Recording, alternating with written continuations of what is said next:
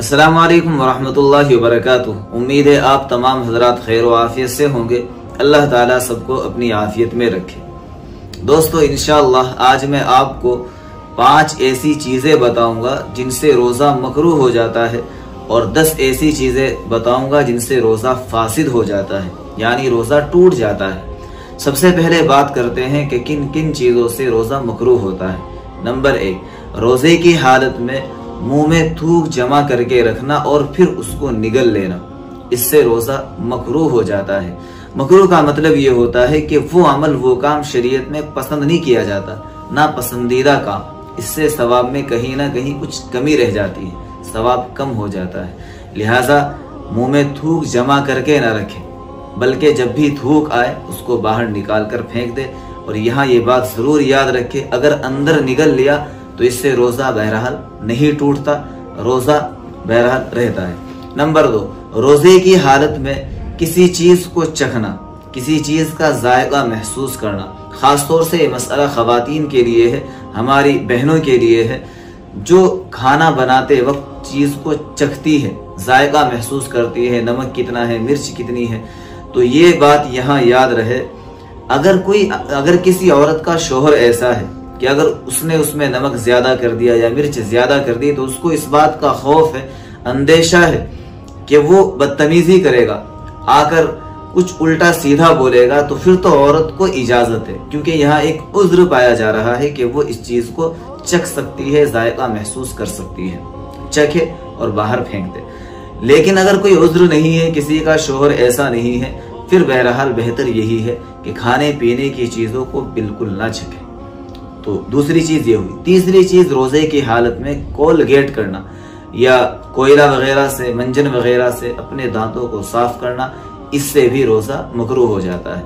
Number 4, रोजे की हालत में कोई भी गुनाह का काम करना, चाहे वो बदनजरी हो या फिर इस तरह के वीडियोस वगैरह देखना या फिर कोई भी ऐसा काम करना जिससे गुनाह मिले, इससे भी रोजा मकरूह होता है। नंबर 5, रोजे की हालत में अपने आप को कामों के अंदर इस कदर थका देना कि कमजोरी महसूस होने लग जाए, इसको भी उलमा ने फरमाया कि इससे भी रोजा मकरूह होता है। तो ये 5 चीजें थी जिनसे रोजा मकरूह हो जाता है। अब बात करते हैं रोजा किन किन चीजों से टूट जाता है, यानी रोजा किन किन चीजों से फासिद हो जाता है।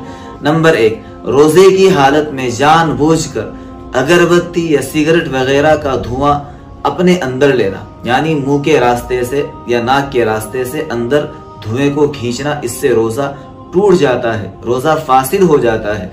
नंबर 2, रोजे की हालत में हुक्का पीना या सिगरेट पीना या बीड़ी पीना, इससे भी रोजा फासिद हो जाता है। नंबर 3, रोजे की हालत में बीवी के साथ हमबिस्तरी करना, यानी उससे मुलाकात करना, इससे भी रोजा फासिद हो जाता है। यहाँ ये बात याद रखे, बौसो किनार से, छेड़खानी से रोजा फासिद नहीं होता। पूरी अगर मुकम्मल मुलाकात की और एक दूसरे आपस में डिस्चार्ज भी हो गए तो इससे रोजा बहरहाल फासिद हो जाएगा।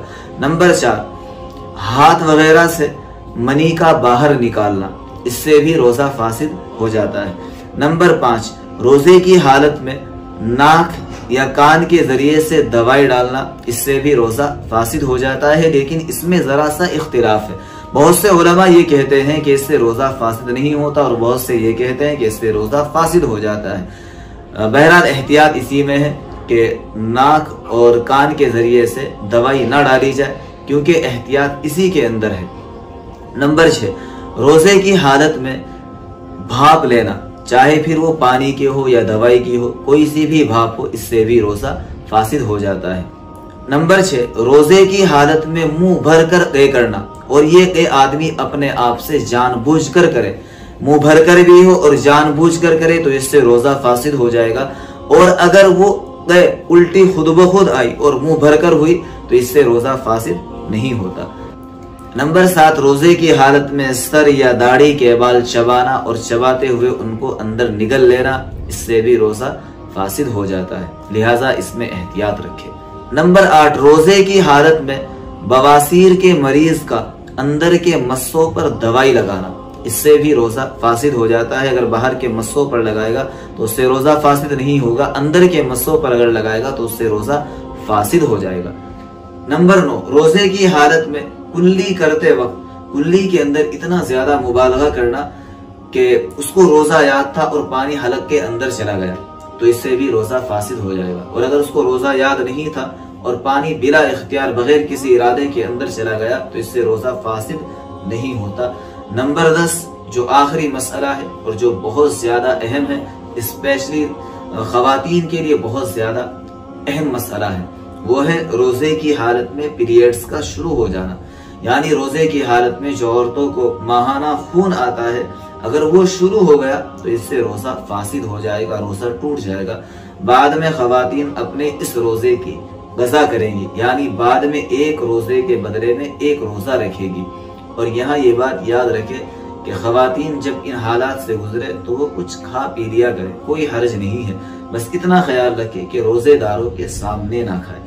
तो दोस्तों, शुरू के 5 मसले जिनके अंदर ये बताया गया कि इनसे रोजा मकरूह हो जाता है, और आखिर के 10 मसले इनके अंदर ये बताया गया कि इनसे रोजा फासिद हो जाता है। आप हजरात से दरख्वास्त है इन मसलों को अच्छे से समझे और अपने दूसरे भाइयों को भी समझाए, दूसरे भाइयों तक भी इस पैगाम को ज्यादा से ज्यादा शेयर करें।